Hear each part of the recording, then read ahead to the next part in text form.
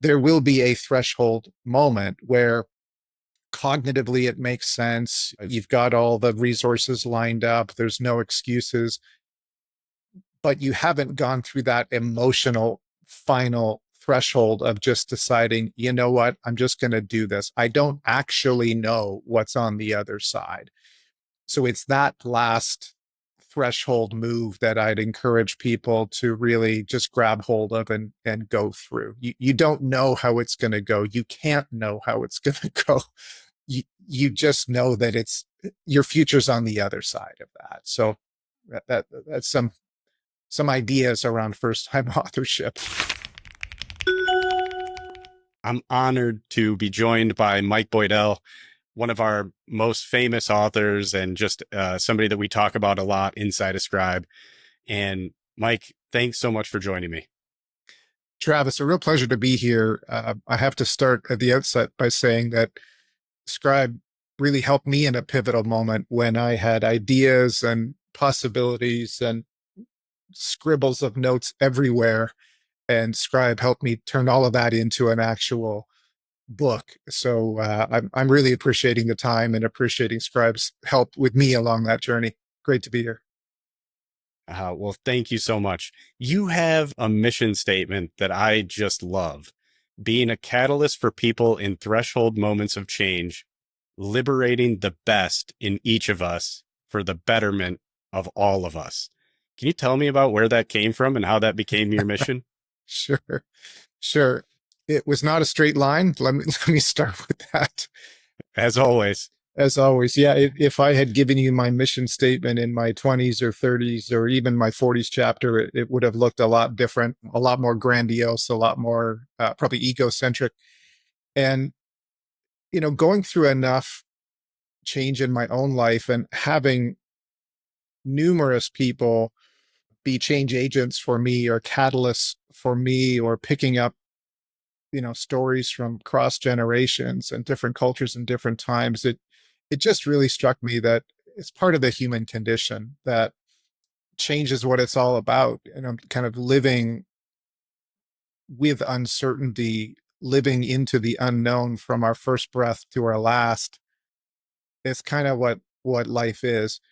And I truly believe that change is the medium through which we are constantly tested and we're constantly invited to renew ourselves. And those that build muscle memory and going through that, or just have the bravery to go through it without knowing what will happen, there is something inside you that will be liberated. And so that's what I try to do with my body of work is offer people up something that is meaningful to them at a dose that's sort of appropriate for them as they're moving into one of those pivotal moments where they don't know what the future looks like, but change is really undeniable, and more effort, more of the same isn't the answer. And that's a hard place to be, and it's a hard place to feel alone in. So just kind of offering people something that helps them liberate something in themselves, I believe then has this compound effect to others, whether it's coworkers, whether it's, a partner, a friend, a family member, a spouse, a child. There's just a compounding effect to that. So by liberating the best in each of us, I believe that's the natural flow after. Everybody wins in those scenarios. Absolutely. And one of those moments was what led you to the book, The Adventure Advantage, right?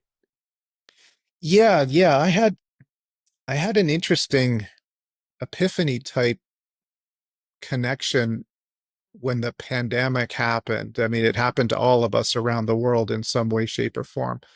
But I remember very clearly early on. So this is sort of April, May 2020. And so many of us were glued to the TV. And it's like we were just watching change unfold and waiting. There was the concept of waiting for the world to go back to normal. And it felt to me like we were in the greatest reality show of all time, that we think we're watching the show, as audience members when we are in fact the show.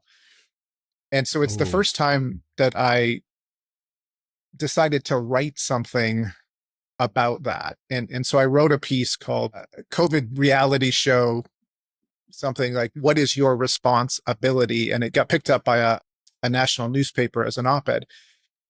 And so I kind of started this idea of those that aren't sitting waiting for the world to come back, those that step into the growing pains of all of that change and the saying goodbye to the way things used to be, which is hard, those that did that early and got through that cycle early would have an advantage. And that notion kind of sparked the idea of moving through life with a mindset or a posture of adventure, that you just never know what's going to happen. And so if you can be open-minded to how change is inviting something of you, it's not happening to you, that there's an advantage in Yeah. that. So that's what kind of sparked the idea of writing the book, The Adventure Advantage. Man, that hits so close to home because I was really, I think of myself as really fortunate because my wife and I, our only child at the time was between, I think, like 2 and 3 and 5 at the time that the pandemic was really in the height of everything. And to your book, me and my 3 and 4 year old, because it was kind of a long period there, we would do these 2 hour adventures where Yeah. during it, we would spend all this time outside and in the park. And I look back and just, I'm so fortunate to have had that time with them. But I'd never thought of that observation that you had, that it was almost like wait for everything to come back to normal. But the only thing that we have is the here and now. The only thing we have is right now. So if you just wait, you're missing everything. Yeah. I I'd mean, never thought of it that way. yeah, it's like, the famous Viktor Frankl quote, if I get it at least directionally correct, it's the notion of the last of the human freedoms, the ability to choose one's way, regardless of the outside conditions, which might be annoying or not to our liking, or they might be horrific. But that is the last of the human freedoms, the ability to choose our response in any given situation. And what you described was what a lot of people did. They chose to respond in a different way to change and create something new. There's almost like a blank page starting over for each day because we didn't know how long it was going to last. And not everybody did. Not everybody did. And what brought you to Scribe at the time and to turn that op-ed into a book? Where were you at in your life then? What brought you to that point? And I'd love to know more about the experience. Yeah, like a lot of people, I was shut down. So up until that point, and maybe the 10 years prior, um, I had been really enjoying my own consulting practice, just working with leaders, working with teams, any kind of growth activated individual around the world who were navigating that sense of change and were on a mission of change, whether that was on their own, with a team, with a large corporation, big organization, whatever it was. But the mission was based on accomplishing something they couldn't do on their own. So I'm a big growth guy, big team performance guy, how we leverage ourselves and our differences and all of that kind of stuff. So I had a practice. I was enjoying that work thoroughly and traveling all over the world to do it. And of course, pandemic comes along, and by the summer, it was clear, summer of 2020, it's clear, okay, we're, we're going to be we're going to be shut down for a while here. So I've always been someone that's been passionate about words and the use of words and language in conversation. And most of my work was in person. I had never really put pen to paper before, and it just seemed like, well, if you're ever going to write a book, if you're ever going to get this stuff down on paper, like you're all out of excuses, right? You have paper, you have a pen, You have a candle, even if you don't have electricity, like, let's go. So there was just something about that moment that was undeniably inviting to start the process. I came to Scribe, and I'll get into a little bit of my first time author pain here without going into too much of my backstory. Both of my primary parents were PhDs, academic PhDs. And so there was lots of writing and lots of book publishing, but everything was with detailed research and source material. And you weren't allowed to just have an opinion so much. You had to have it sourced. And the idea of plagiarism was huge. And so, I decided to write the book on my own at first. And I would sit down and have all my setup and do all the thing. And, after 2 or 3 weeks, I would have a really beautiful paragraph. And that, and that's it. And it became clear to me that this wasn't going to be an academic publication. This is something that had to come from inside of me, and I needed help to do that.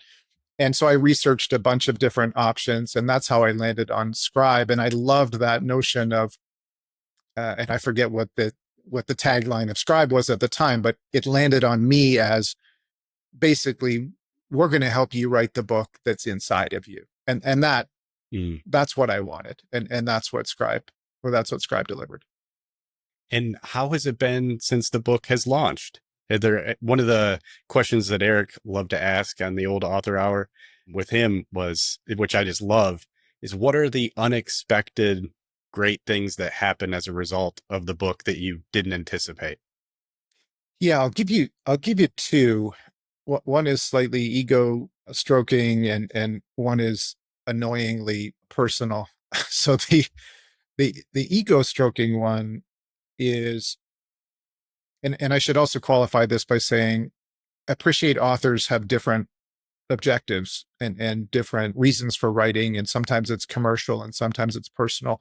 Mine was very personal, so I didn't have this grandiose notion of being a best-selling author and thousands and thousands of books and keynotes and all that kind of stuff. It was more of a personal expression I wanted to get out of me.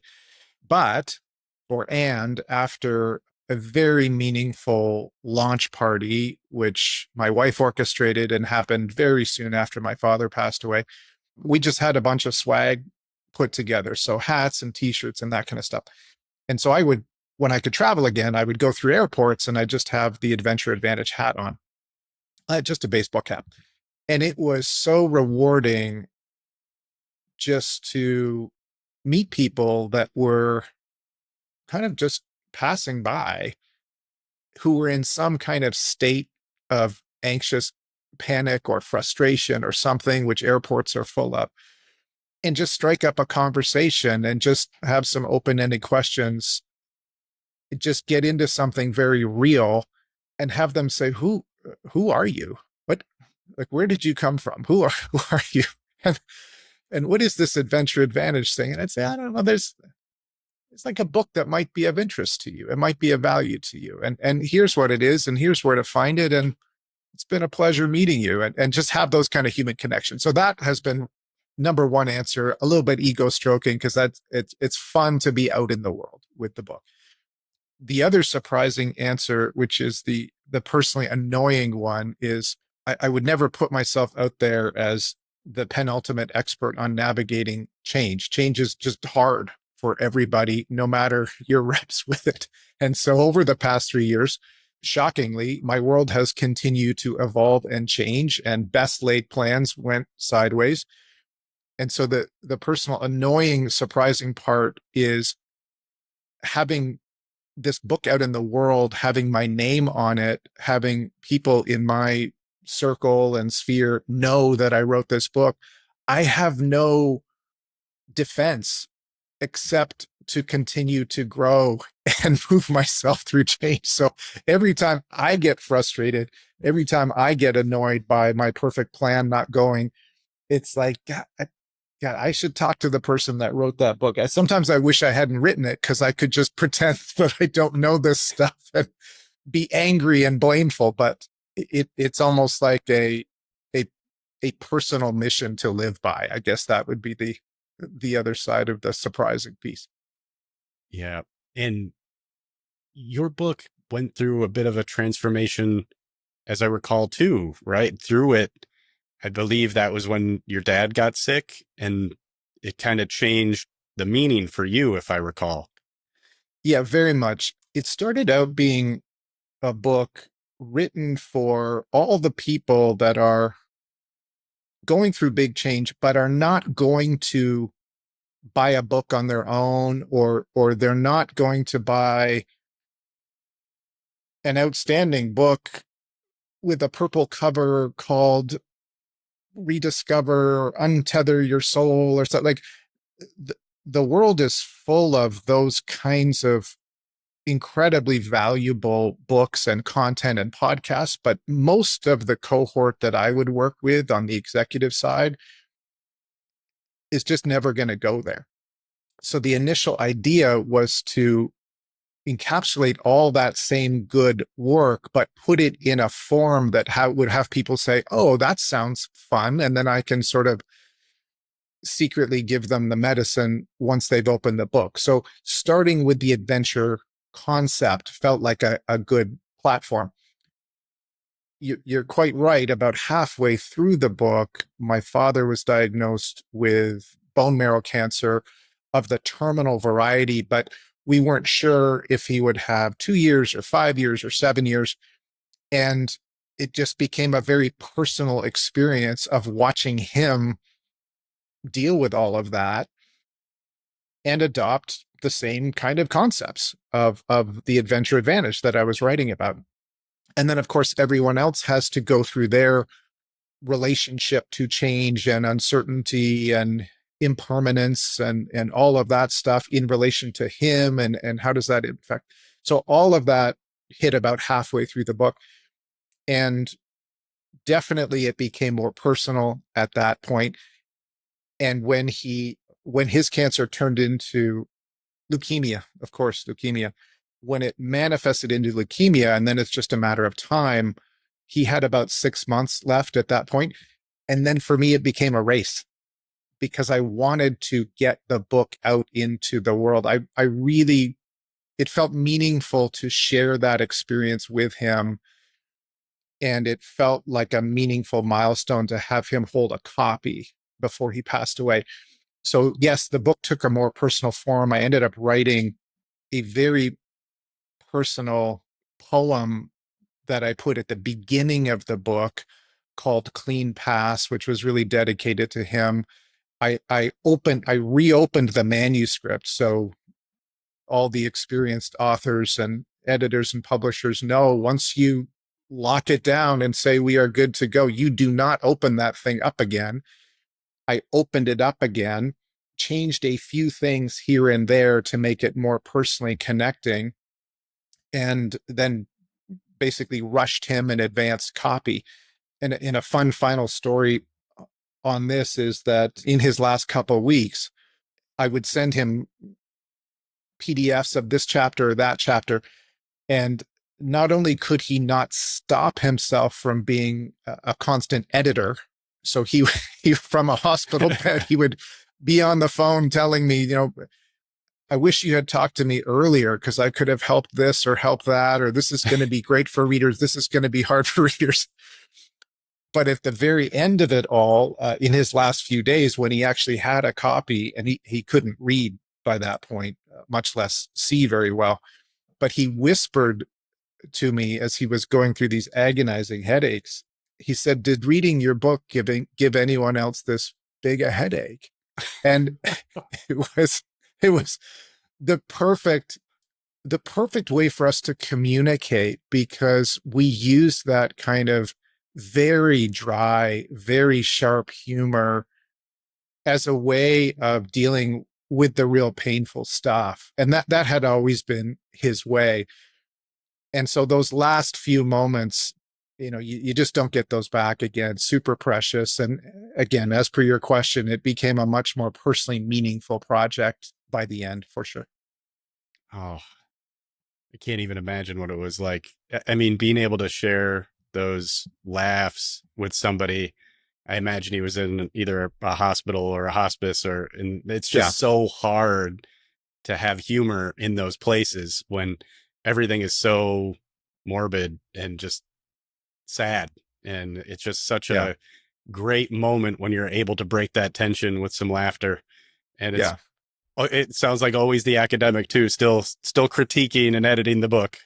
And the father too, right? Always the Yeah. father and always the academic. We get a double dose. Yeah. Wow.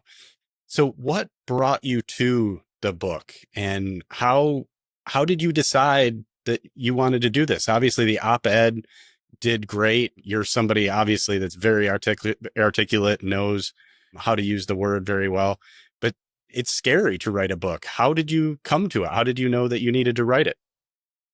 Well, it's a bit like having kids. If you knew what it was actually like, you probably wouldn't do it. If you had full knowledge, I'm Right. not sure there'd be that many authors or that many parents. Right. So there's not a super articulate answer to that, Travis. It just felt like this is the time.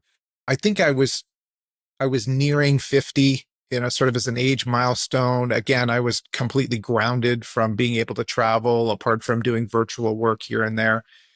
And I think maybe the other catalyst was my sons were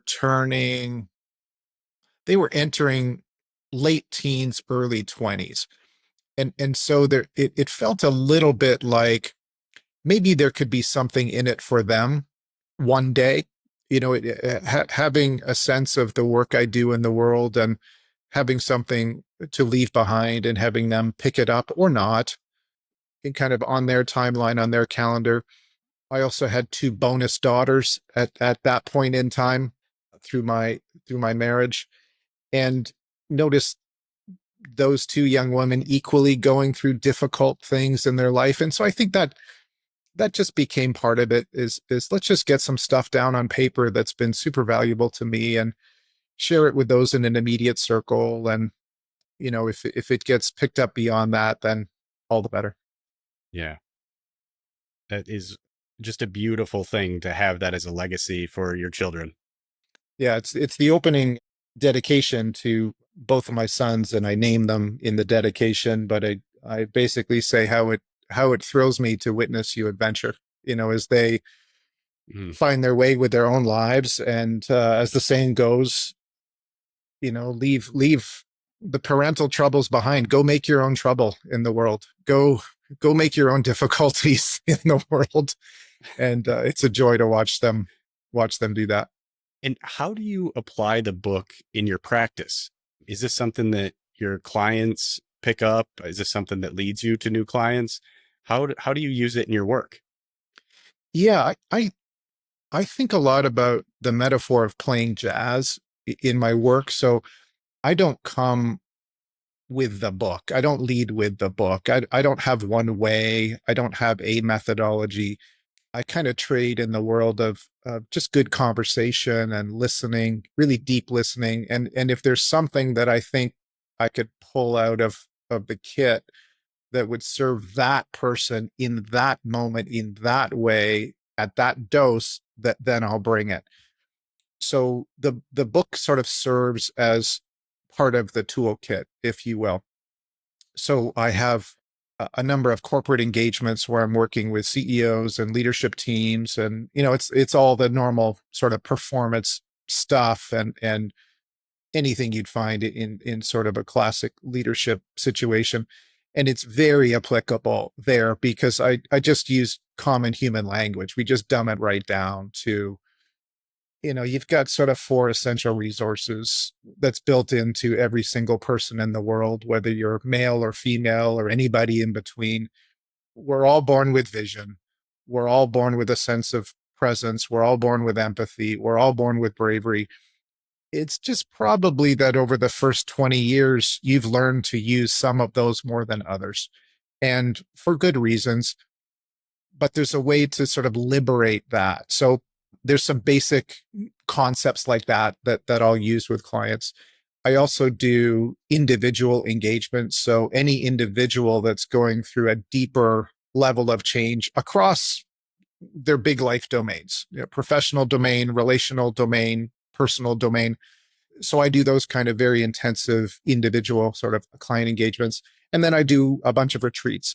So whether those are very curated, focused, 8, 10 people, a couple days where I can introduce ideas, but as we've discovered already, what really brings them to life is the storytelling and the common humanity between it. On the surface, the details seem so different, but the common humanity is there. So if I can be a catalyst for those deeper connections and people walk away with a clear sense of being emotionally attuned and cognitive clarity, and they're ready to embody things in a different, more consequential way, that's a win.